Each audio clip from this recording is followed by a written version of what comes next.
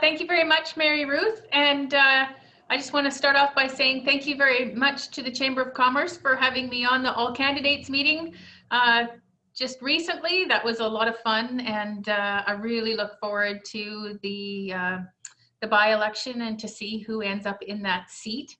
It sounds like we've got some really good candidates there. So very happy that the community stepped up and we have a lot of good candidates to choose from. Just wanted to introduce myself, open myself up to you for questions, because I know that there is a lot of questions revolving around Campbell River right now. But before I do that, just want to let you know that in the 3 short months that I have been elected, I've been in Victoria for a session, which is great. The Premier has made me Deputy Whip, which gives me a bit of a leadership role within our own caucus. And is allowing me to be able to acquaint myself a lot better with all of the caucus, which is large at 57 right now, which is great. And of course, we've got a few big emerging issues that are happening in our riding that I'm working on. I have absolutely no doubt we're going to have a fish farm conversation here today, and there's probably some people that want to have some questions about that. Tourism for sure is something that's impacted, and the COVID-19 pandemic, of course, has been very, very integral with everybody's lives in BC. And then some programs that are coming out of the Ministry of Jobs, Economic Recovery and Innovation that help small, medium business and tourism businesses that if anybody's got any questions about, I would certainly love to be able to answer. And if anybody has applied for those, I don't know if you've contacted Mary Ruth, but would certainly love to make sure that some of those monies for those businesses funnels into North Island businesses. So would love to be able to track those and assist anybody that's having any problems accessing anything. So if, with that being said, I am in my office in Campbell River now. All of our technology is up and going, and my office is staffed up. So we're getting really ready to go. And I'm just going to open the floor. Michelle, actually, where is your office in Campbell River so that everybody knows? So I actually have taken over the existing the office of Claire Trevena, which is at 908 Island Highway, down by the Campbell River Lawyer's office. So that is where I am. And so there's a lot of continuity in that. My phone numbers are all the same.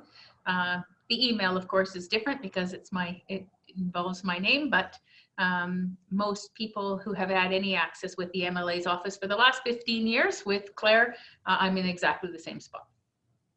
Okay, so I think I'd like to kick off with the first question. Yesterday, Vaughn Palmer, who is a provincial journalist for decades now, he wrote an article after an interview and discussion with Premier John Horgan.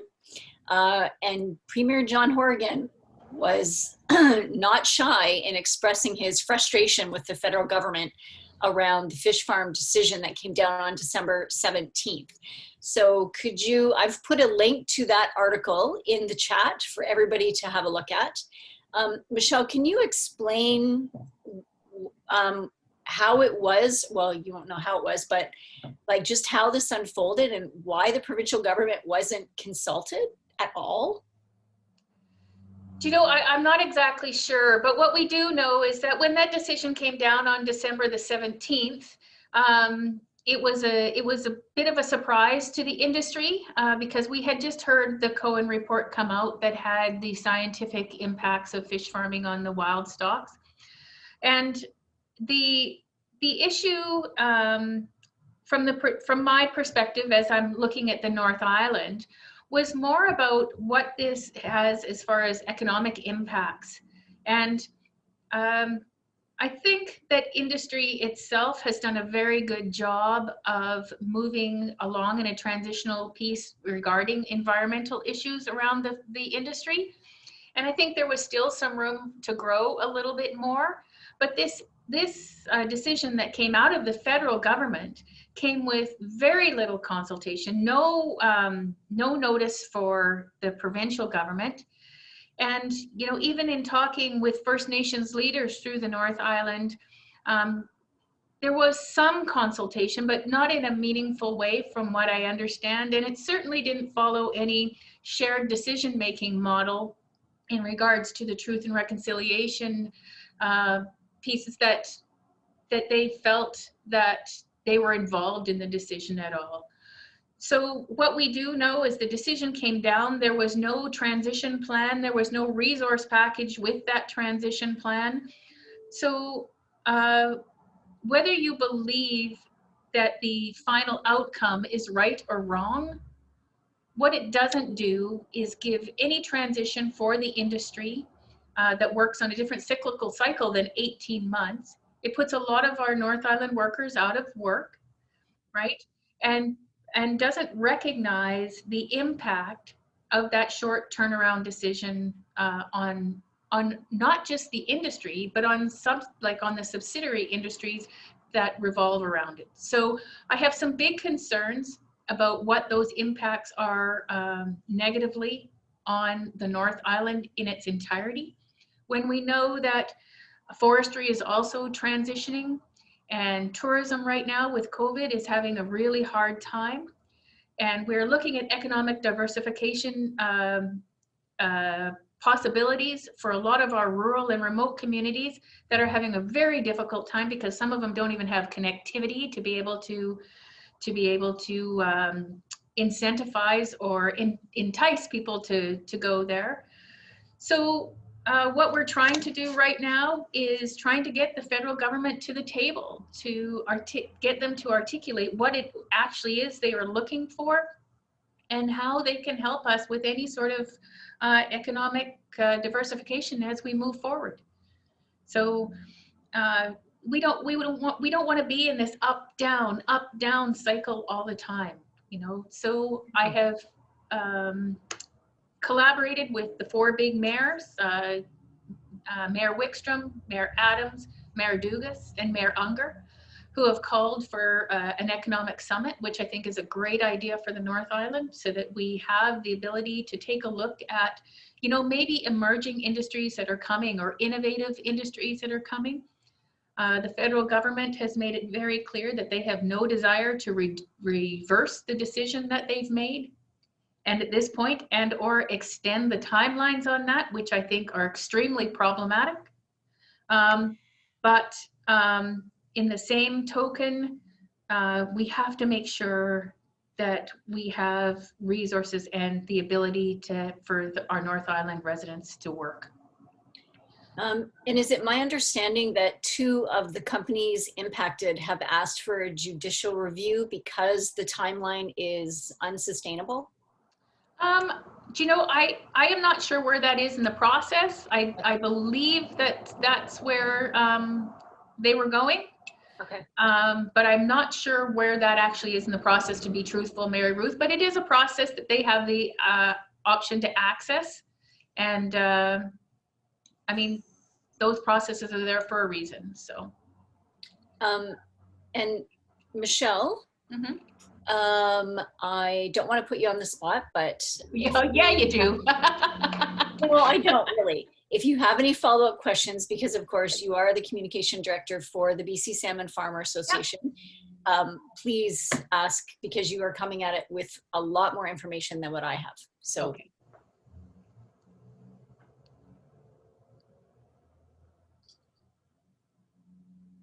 You just have to unmute yourself. There you go. Sorry, is there anything like particularly you want me to touch on? Oh, I think you're mute. You gotta unmute yourself, Mary Ruth. If you had any, if you had a follow-up question or comment on following what Michelle was able to share. No follow-up questions. I think Michelle's really done a really great job of covering what we're facing right now. The industry is looking at the numbers in terms of what this decision means economically for the North Island. So when those numbers are finalized, it will be presented. So the North Island and communities will have a better idea of what this decision means. And in terms of the JRs, they had been filed, and it's Moe, Cermak, and Grieg had filed those. So All 3 of them have filed? Yes, so at this point, it's just waiting. How long does a judicial review normally take when it is undertaken? Michelle or Michelle or Michelle, either of you, do you have an idea? I personally don't know, but Michele Babchuk might know. So I don't know that it's a time, I don't know what the time frame is, but a judicial review is not necessarily a legal challenge. There's no compensation or anything that's available through that. It is strictly a look at procedure and if procedure was followed. Okay. It's my understanding, although, you know, I'm not a lawyer and I certainly don't profess to be. So, but that's my understanding of the process that's underway right now. You know, the issue with this decision and the way it came down was upsetting to me because we as a province had done such a good job with the Broughton Archipelago process, where everybody was at the table. And you know what? Those were hard conversations and they were hard to get everybody at the table. But at the end of the day, as a community, as a group, they were able to come up with a strategy that allowed transition, allowed for the First Nations to have their comments heard and their rights and titles respected. But this one came with nothing. It came with a unilateral decision that really nobody expected to show up, and certainly not, you know, a week before Christmas during a pandemic. So you'll hear a lot of people, especially those who, you know, have maybe advocated for stricter environmental controls or maybe even the industry not to be on our coast, that this was a good thing. But the truth is that it's not based in science, right? I believe that this was based as a political decision at this point. I don't have any other reason to believe that it wasn't strictly a political decision. And the ramifications of that decision are going to be felt very, very quickly. This isn't something that's just going to be felt in 2022. There's people that are losing their jobs now, and the industry is modifying itself as we go. So yeah, I still have some concerns how we get the federal government to the table to be able to address some of those. I'm not exactly sure what to even ask for at this point because they haven't really told me what it is they would like to see. So until we can have those discussions, then we'll just have to wait. Michelle, Ms. Babchuk, I'm just... Ms. Babchuk, Jim, really? Trying to be formal, official. Yeah, I haven't seen you in this role, and congratulations, by the way. Just again, I'm meeting with Mayor Wickstrom actually tomorrow. And yeah, we have some fairly serious concerns for newcomers and immigrants. Mm-hmm. And the impact that this has had on them and their employment status in the north and all over, because they are involved in this, and I think this is a precedence for other sorts of things that might need to come. So I do have some concerns. I guess I'm interested as being a part of that economic summit, or at least being engaged in some way, shape, or form, because immigration plays a significant role in sustaining our rural communities. It's probably one of the largest sort of roles in BC. So in terms of trying to prop up our population and grow our economic sort of drivers moving forward. So if there's any way I could be engaged in that as a regional representative for newcomers, I would love to be a part of that. Jim, I will make sure that you are involved probably right from the beginning, so you and I can talk about this offline. So what I will say is that process is not yet developed, and it won't be developed through me. I've engaged with the Minister of Jobs, Economic Recovery and Innovation with that, and he is the one that is taking a look at what that looks like. And truthfully, at this particular point, if we can't get the federal government to the table, we're trying to decide what that table would look like. We truly believe that they need to clean up their mess a little bit of what they've done here. So, and they need to understand how we've had industry actually like take a step back and pull out just because of the uncertainty and the instability within the area right now. And that doesn't necessarily have to do strictly with aquaculture. When the whole sort of North Island has that instability happening, whether it's COVID or whether it's forestry or whatever, then you're not going to attract the investment that you need to be able to build up even other ancillary industries. So we're trying to engage the federal government to get them to understand how those unquantifiable pieces that we don't even know are missing yet because people have stepped back are really going to affect our area. So, Michele, there is some pretty consistent rumors that Prime Minister Trudeau is going to call an election and calling it the end of March to have the election in April. Now, if that actually proves out to be true, and based on the fact that we've had 2 significant announcements from him this week about spending, I would suggest that the rumors are probably very true. What will that mean for this decision? Will this affect the decision at all if they end up with a majority? do you know, I don't know that I can speak to what that's going to do for the decision. I am certainly not inside the federal Liberal caucus to be able to speak intelligently about that. But I do know that, you know, that we are trying very hard through myself, through the Minister of Jobs, Economic Recovery and Innovation and the Premier's office to engage the federal government and get them to the table sooner rather than later.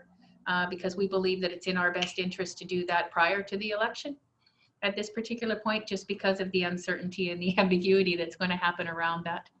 So right. I've also heard that there is a very good chance that we're going to go to a federal election.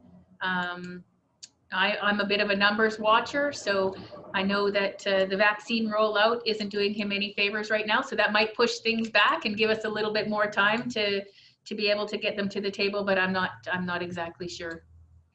Okay. Does anybody have any other questions on this particular topic specific to aquaculture, or is everybody free to move on to another topic? Michele? I just have a question, Michele. Just because I'm on the BCSFA Youth Council, and earlier this week we launched a letter to Justin Trudeau. Yeah. Perfect. I just wanted to know if that was something that was received by government and if they are interested in hearing the voices of the youth in this industry, because 2/3 of the industry is made up of people under 35. And so we are going to be really heavily hit by this decision, and there's a lot of concern. So I just wanted to know if you had any insight on government's point of view on that letter. And so Michele, what I will tell you, Michele, is that in the chat. Sorry? Michele, could you share the letter in the chat? Yeah. Okay, thanks. Sorry, Michele. Go ahead. So I do know that they're aware of that letter because I've passed it up. I also, after this call, actually, right after this meeting, I am meeting with staff from the Premier's office regarding this issue. So I have not heard one way or the other, Michele, but I can certainly ask. Thank you.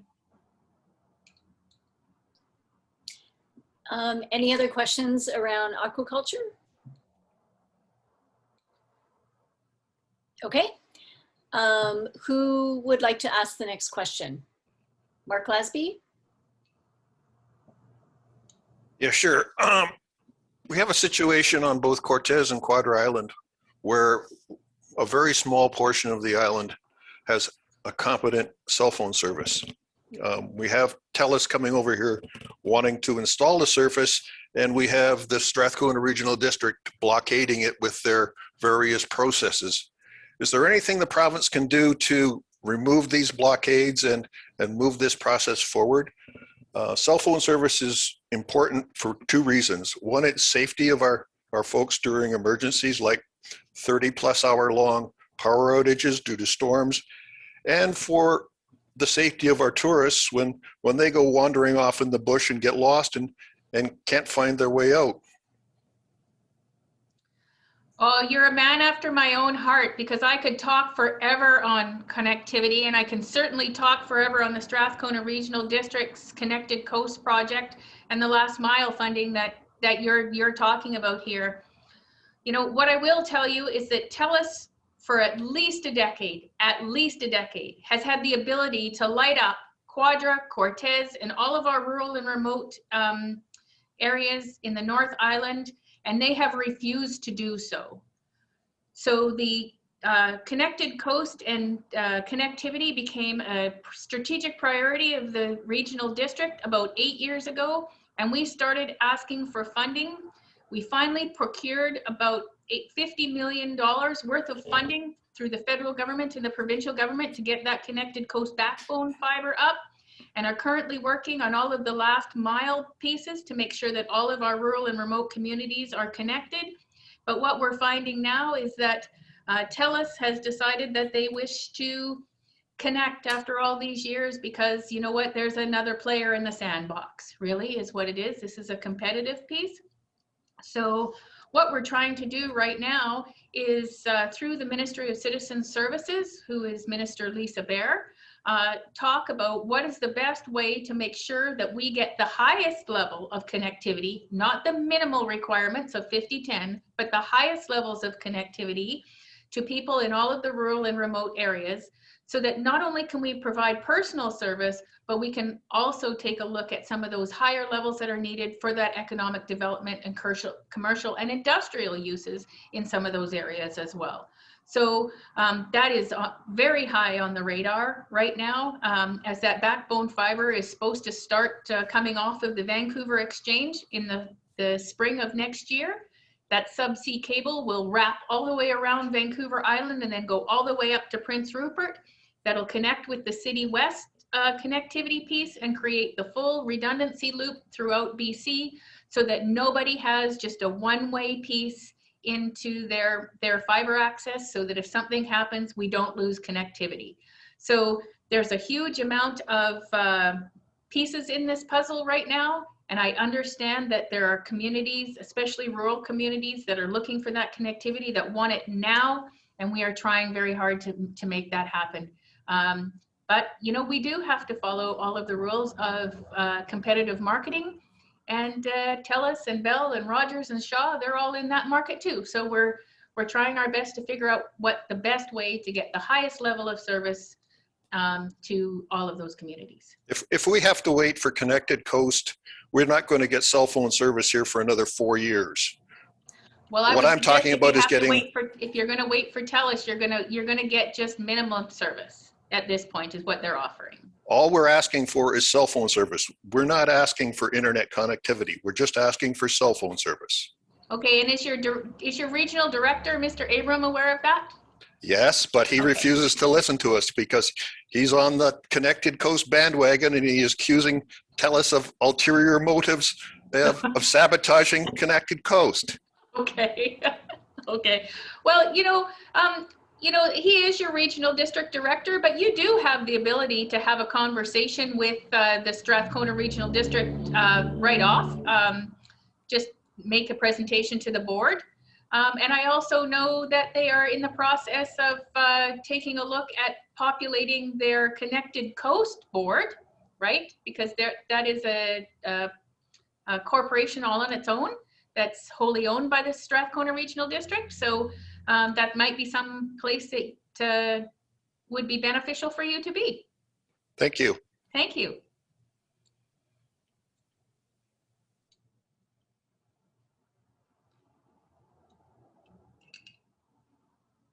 I believe that Tyson Lambert has a question. Tyson?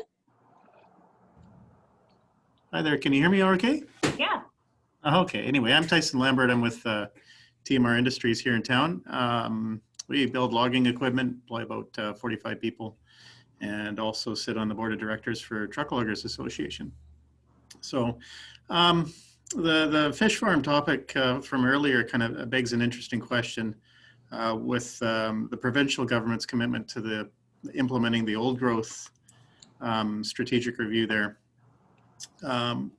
Forestry is probably going to face some similar, transitional problems. And I was just wondering if there's anything you can do to ensure that the industry and contractors have a seat at the table in that discussion, and to help mitigate any impacts that we might feel there as we transition. Well, that's one of the things that we've consistently said, is that all of those stakeholders are going to be at the table, Tyson, because, you know, to move this forward, we have to understand what the implications are all around. I'm not going to lie to you. Forestry is probably going to look different, and I think I'm just echoing you know, a conversation that I think Minister Conroy had with the Truck Loggers Association not too long ago. So we know that that is the case, but you know, it is about consultation. It's about everybody sitting down at the table and understanding what that looks like. And we have committed to that. We committed to that through the provincial election, and it's still a commitment that the Premier has today. So all of those industry pieces will be at the table. Okay, and then locally here, do you have any strategies or plans to help mitigate any impact that might have to workers? Obviously, this riding's fairly rich with forestry workers. Mm-hmm. It's certainly a historic part of our riding. Can't argue that at all. Do you know, I don't necessarily know that transition is going to equal, you know, a loss of jobs in the industry. And we do know that, and I can speak because I've heard Premier Horgan has said this already, that one of the issues that we're trying to do is to make sure that we have some of that value-added processing back inside our own riding, as opposed to watching everything float down and head out elsewhere. So, you know, I know that people have their own opinions on what is best and what levels are which, but until we can all get around that table, we don't know what the answers are. So to be able to get, once again, to that, out of that uncertainty and instability, so that there are industries that are willing to invest, put up a mill, put up whatever sort of value-added industry and forestry that we have, that can be looked at as some sort of job creation and keeping those jobs here, then we don't know. I mean, I don't know who's waiting out there to come here. So, but I do know that the investment's not there. If they can't get the lumber supply, right? They can't get the fiber supply, and it's so uncertain or unstable, they don't want to bring that kind of investment into the North Island. Yeah, that's true, and I agree with you that, you know, the change doesn't necessarily have to represent a negative impact if it's done correctly. Yeah. But yeah, of course, there's a lot of people in industry that really want to help with that, and Yes. and want to sit at the table and, you know, have some ideas around that. So just want to ensure that that happens. Yeah, and the Premier has committed to that, those deep levels of consultation for sure. Oh, bye, Michelle.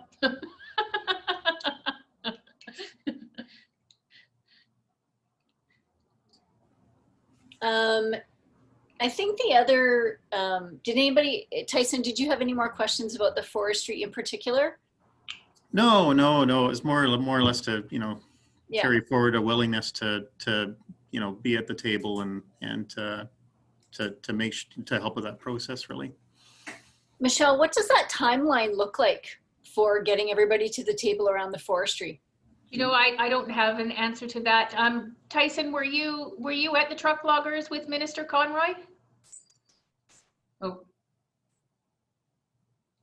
I believe that Minister Conroy would probably be able to answer that better than I do. So I'm not sure if she gave a timeline when at the Truck Loggers Association or not. Okay. Great. So Henry, you have a question. Can you There you go. Sorry. Yes, Okay. I do. Go ahead. Hello, everyone. My name is Henry Jung. I work at Painter's Lodge here in Campbell River. So one of our biggest challenges, well, amongst others, is that we are a seasonal hotel, and a lot of the fundings available from, you know, whether it's federal or the provincial governments, one of the criteria is comparing revenues for specific time periods where, you know, if your revenue falls below a certain threshold, you qualify or don't qualify, or the company qualifies, doesn't qualify. So you know, we're scrambling, trying to find, you know, any funding to help us through this this pandemic. And one of the questions I had was with regards to the BC, I guess the Launch Online Right. grant. So I know that I don't know if this is semantics or a definition, but right now it's just ironic. It's perfect timing. We are re-strategizing the way we want to offer our marina activities. So we want to have a different website and so on and so forth. So we're in the process of building a new website. And I noticed that one of the criteria of this online grant program, you know, it talks about a repeatable product or bracket goods. So in my mind, you know, the marine activity is not a physical good, right?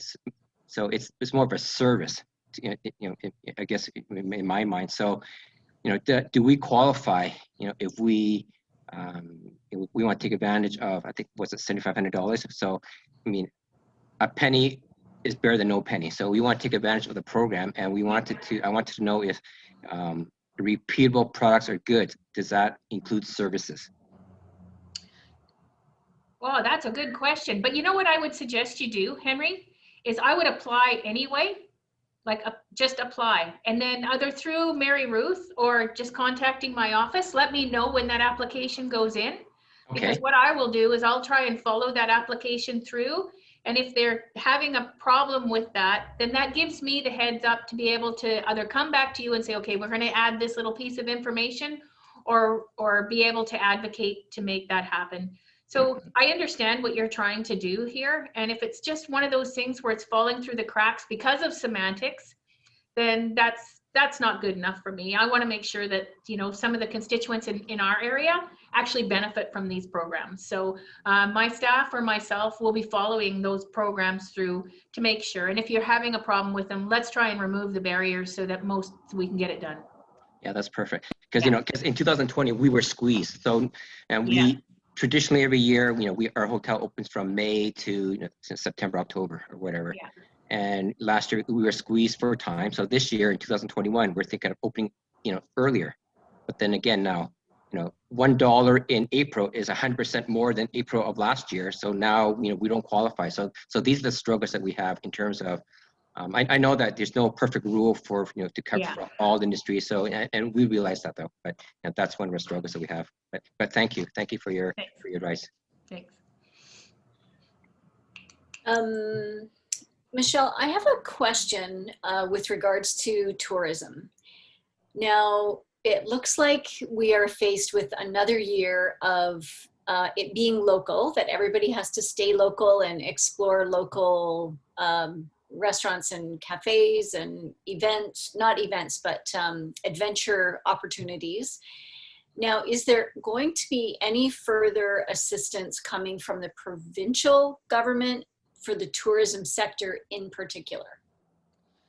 So we go back to the legislature in March into a resumption of the other session, and then we come back in April, and I believe the throne speech is on the 12th of April, and then the budget comes down on the 20th of April. And I'm thoroughly expecting to see that that budget be more of an economic recovery budget as opposed to a pandemic budget. Okay. I don't have access to what's in that yet, but I'm assuming that we're going to still see, you know, those initiatives to help with that economic recovery going forward. What that looks like, I'm not exactly sure, but we still believe that, you know, the people of BC are still wanting us to mitigate, to make sure that when the pandemic is over, we're coming out at a higher level and being able to move forward with our economy, as opposed to you know, being really low on the bottom and having to build way back up from scratch. So there is still a recognition from the people of BC that they are willing to spend that money, knowing that at some point down the future, we are going to be into a budget of fiscal restraint. But we need to be able to do that, to be able to make sure that, you know, industries, tourism, all of that has the ability to come back. Because if it's totally squashed, it's not coming back. So Who is actually the Minister of Tourism? Melanie Mark. Okay. And have you had an opportunity to have a conversation directly with her? Because the North Island, it's one of our pillar economic drivers and growing. It's a growing field for us for sure. So have you had the opportunity to speak with her yet about how important it is for us in particular? So I haven't, I have tried to, I've talked to her staff because she's very busy. But with the announcement with the fish farms, what this did was create a bit of a catalyst for me, because what I saw was, like Tyson has said, you know, transition in forestry, tourism is not there. Now the aquaculture is not there. First Nations leaders are going through transitions with their economic recovery and their reconciliation and rights and title and where they're transitioning to. So I was seeing sort of a perfect storm of what was happening in the North Island here. So I've managed to sort of open those doors, not only to jobs, economic recovery, and innovation, which is Minister Kellon, who is very involved in the Economic Summit, but also ag, food, and fish, and Ministry of Indigenous Relations and Reconciliation, and tourism, and citizen services for connectivity. So right now, I'm feeling very, very supported by caucus in all of those ministries, because they all have a piece to play in our riding. Okay. Because they sort of look at North Island as possibly ground zero, you know, with some of the economic recovery that's going to be happening as we move forward. So I think we're on everybody's radar, truthfully, Mary Ruth. Might be because I've bugged everybody to death, but you know, that's my job.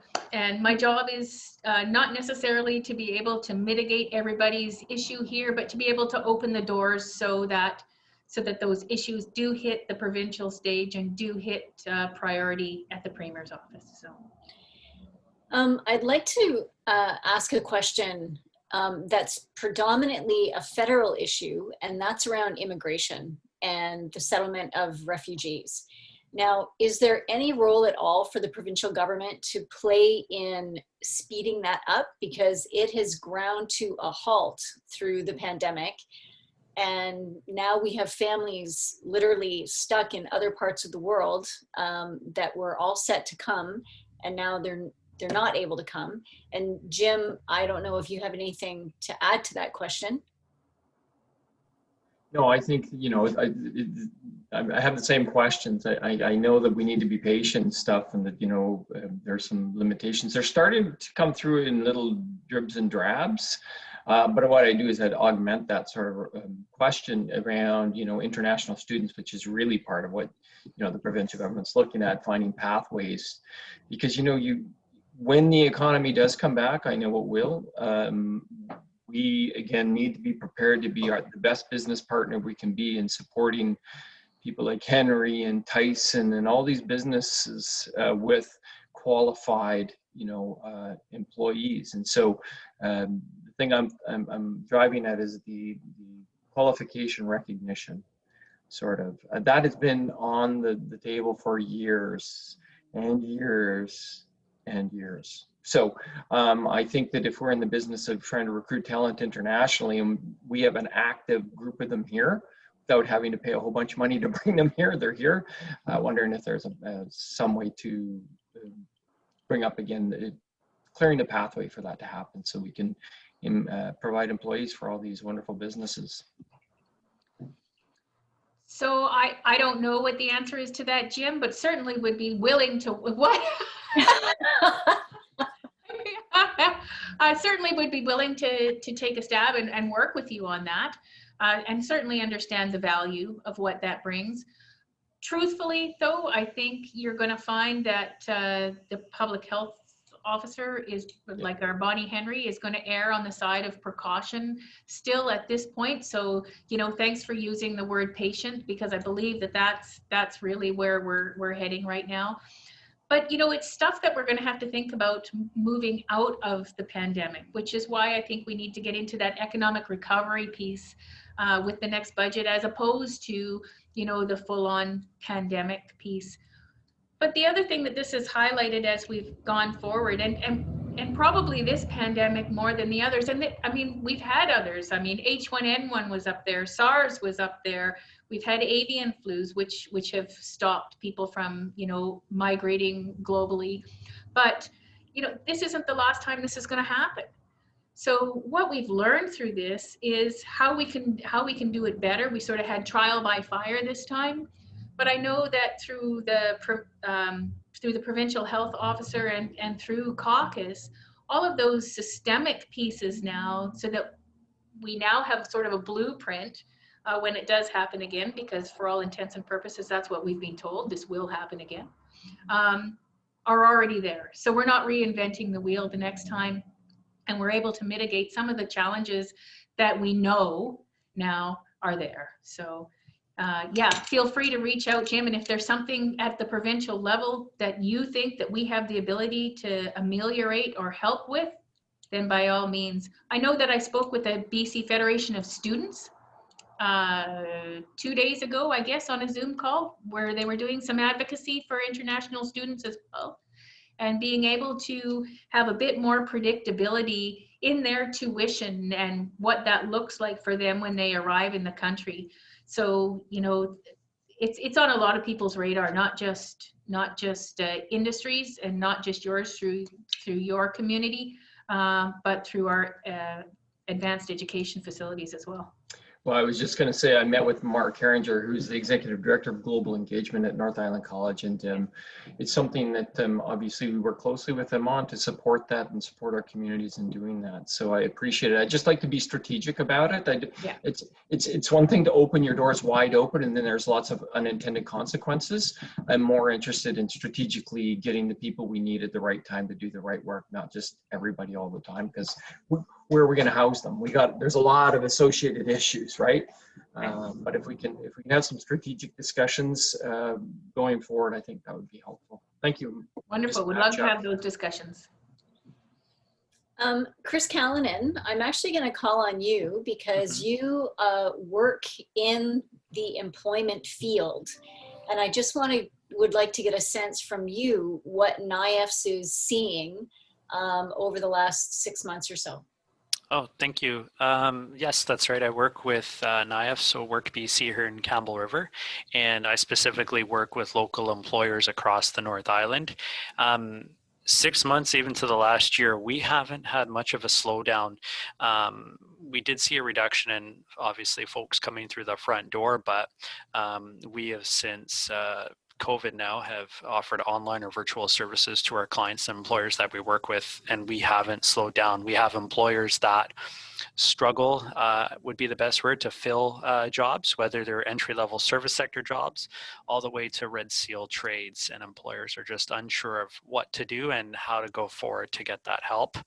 The other piece we have seen a great resurgence in is folks looking at skills training. We've noticed from the federal government that it's been quoted as this is the time to find a new career if that's something you're interested in, and look for something that you've always wanted to do. And as such, we've seen a big increase in folks looking to skills training towards new careers. And a lot of those vocational options are options that could offer them permanent work within our communities on the North Island, rather than having to take that training here and then leave immediately afterwards. So that's really promising for us to see, but we haven't had any downtime since, which is a good thing for us.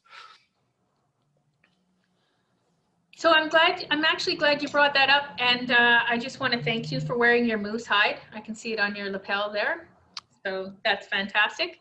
And we have provincially a couple of really great things that have just come down the pipe with the micro-credentials. I'm not sure if you're familiar with those, which are just, you know, the level entries to get people back into the educational mindset and to move forward into existing careers that they might not have thought that they could get into. So those are great. The other one that's out right now is in regards to the healthcare workers. Fantastic program that's come down now where where our government has recognized that we need about 7,000 new healthcare workers in the province, and they're moving forward with that, where they're actually engaged with industry to say, what do you want? They're doing the interviews. If they pass the interviews, they're getting their schooling paid for, and they're getting a stipend while they're in school, and then they're going directly into a facility where they're working in an apprenticeship capacity at about $20 an hour. And once they get their credentials, they're going up to about $23 an hour. So absolutely great way for people to transition out of a pre-existing career into a new one, because that barrier happens because you lose income when you're going back to school. So it costs you money to go back to school. It costs you money because you don't have an income coming in. So this is one of the barriers that we've been trying to remove, which is happening very much in that. So that's great. Want to thank NIAFs. I did use your services to staff my office. So thank you very much for that wonderful tool, because it was a great way to be able to get my needs out to the community. And if you have any ideas about what is needed, or you think there's something specific to the North Island Crits, let me know, and I can certainly flag that with the Advanced Ed Minister to see if there's anything that we can help North Island College with, because as a counselor, that was one of the advocacy pieces that we were doing. This is what we do in the North Island, offer the courses in the North Island. Exactly. Thank you for that. Yeah. I've put the story in the chat if anybody wanted to click on that link to see the broader story. Yeah, so I think the micro-credentials are going to be very popular because it's kind of like speed dating, it's speed schooling. Yeah. So, but we know we've got to get people into specific industries sooner rather than later, so. Yeah. Does anybody have any other questions? Brian or Bertha or Maureen? We haven't heard from any of you yet. Or Binny? Hey, Mary Ruth. I do have a couple of questions, but I didn't want to hijack the conversation and be a reporter and ask Michele all the questions. So if anybody else has other questions, please feel free to have those. If not, I really don't mind asking a couple of questions, Michele. Certainly. Go ahead, Binny. Right. Hi, Michele. Hi. So first of all, when we're talking about diversification, so everybody keeps hearing the jargon, right, of diversification, but what is it that we're looking at? Which are the industries that we're talking about, especially on Vancouver Island, North Island, that the term diversification applies to? So, that really depends on where you are in the North Island, truthfully. We are so different in our scope from our rural and remote to our bigger urban center like Campbell River, that some of those opportunities are different. So we have emerging aquaculture innovation around seaweed, around shellfish aquaculture. We have a bunch of those that are starting to emerge that we can take a look at. And although we're in COVID, like Mary Ruth said earlier, tourism is a place that we have a lot of room for growth in, especially in our north end of the island. And we've historically referred to it as ecotourism, but even that ecotourism community and industry is starting to unfold a little bit more. It used to be that from people from my era that were just starting to get cell phones, you wanted to leave your cell phone on the desk and you wanted to head out somewhere where you didn't have connectivity with anybody, right? You got back to nature and you were kayaking or camping or whatever. That ecotourism culture now has changed so that, the younger community that are trying to access that, maybe from the city or a more urban, dense place, they don't want to go anywhere where they're not connected. They want to be able to at least have cell phone connection or an internet connection that they can touch base. So as we look at economic diversification for some of the more rural and remote places at the end of the island that don't have good connectivity, those issues are off the table for them. So that's why I think connectivity is a huge piece. There is, I believe, innovative practice in forestry that we're looking at. I do believe that if we can create the stability and take the uncertainty out of our north end of the island, that we will see investment in value added through forestry, or we do have still some mining and natural resource production stuff in our island. So I think that there is opportunity out there. We need to uncover some of it, and we need to be able to facilitate some of it too. Right. So connecting this question with the recently released federal government statement about the blue economy that they're looking forward for. So now, again, I believe that probably, this is again just my guess game with regards to the Roundtable Summit that a lot of people from the island asked with regards to when the fish farms closed down, right? So now this is a solution or a possible way that the government has said with regards to let's develop our blue economy and, talking about sustainable options, etc. One of the questions is that how does that fit in with the plans of North Island? Has this been discussed provincially? Are you going to be taking this opportunity to tap into an already established, broad framework that the government has laid out there? And secondly, also with regards to that is the question to do with the fish farms, because honestly, the writings were on the wall, if experts have to, be believed, when fish farms started closing down along the West Coast, or even the waters were rattled back in Norway, etc. It's like an industry. We're talking about a global corporation that saw it coming and we were not ready for it. So does this also mean innovation and using the umbrella of blue economy to develop sustainable options like land-based containments or technological advancements to retain these sectors and these industries on the island? Sorry, that was a very long question. That was a very long question, yes, with a multitude of answers involved. So, we have our Clean BC and provincially, we are looking at all of those environmental policies that help us move forward with a cleaner economy for sure.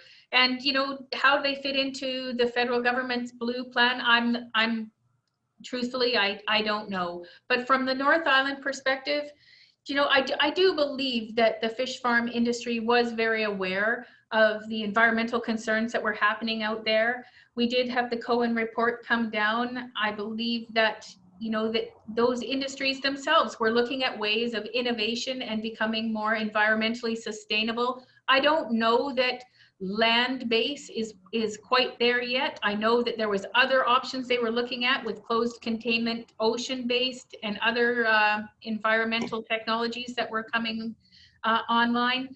But what happened with this decision, Vinny, was that it came down so fast and so hard without the consultation that even those industries, even the fish farming industries that were looking at innovative environmental practices, are now holding back because those investment pieces now are no longer flowing. The uncertainty has gotten so high that those investors are not looking at even continuing with those stronger environmental technologies. So is it good? Is it bad? I don't have the answer to that. All I know is that for the north end of the island, it has sort of brought everything to a standstill because we have uncertainty and instability in our whole economic system. So, I don't pretend to know all the answers. Do I think we need to move into that blue economy? Sure, I certainly do. But is it something that can happen overnight? Absolutely not. It's a transitional process that needs to happen so that nobody gets lost in that. So.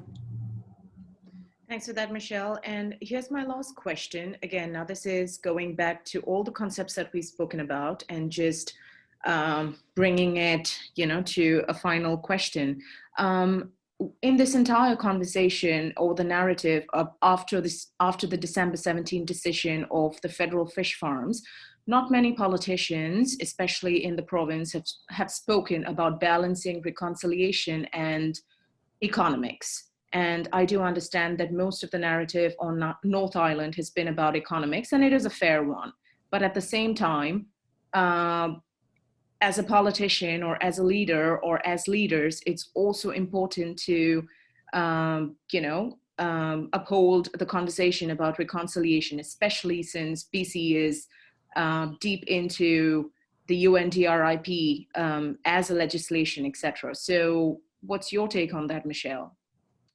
Well, what I know is that the Premier has told all of caucus loud and clear that that is a priority in the BC provincial government, to make sure that we are following all of the UNDRIP and making sure that all of that rights and Indigenous rights and title are respected, and that we are going through shared decision-making processes. And, you know, I can point to that with the Broughton process that we went through up where Manatee First Nations participated in the north end of the island there. Like I said, not an easy discussion to have, and everybody was at the table and they all come with a divergent of opinion, but we were able to have those discussions, respect everybody's rights, and move it forward. There was no there was, in my opinion, and respectfully for the Minister of Department of Fisheries and Oceans, I don't believe that that was actually upheld. And there's certainly, from the conversations that I've had with First Nations leaders in the North Island, didn't seem to be involved in a shared decision-making process at all. So I believe on the north end of the island, that is integral to our society, and we have to do all of this together or else we're not going anywhere. Thanks for that, Michele. All right, and that brings us right to 12:59. Does somebody have another question? Brian? I don't have a question, but first off, Michele, congratulations on your new position. What I do want to add to this fish farm conversation, you can relay a message to the Premier and, well, Murray Rankin. I was just on a call with him before this, and we got railroaded. We literally had 30 minutes between Weewakam and Weewakay to consult with the minister. And out of that 30 minutes, 15 minutes of it was basically telling us she was going to announce her decision. And when I say we got railroaded, I really truly mean that. That's our traditional territory.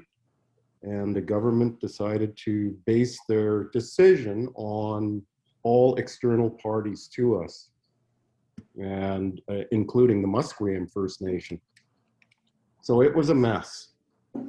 And neither Chris Roberts or myself were very happy about it. But anyway, yeah, I know, Brian, that you guys made that very clear in our conversation that we had not too long ago, and I don't know what to say. I am appalled that that happened, truthfully. Yeah.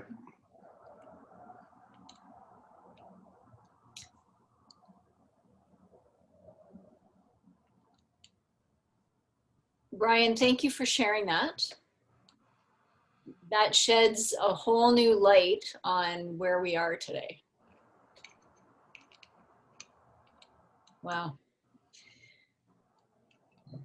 So I would say that the federal government did not adhere to UNDRIP at all based on that. No, not even close. Not at all. Wow. Okay. All right. Well, Brian, thank you again for being so forthcoming with that comment and sharing that with all of us.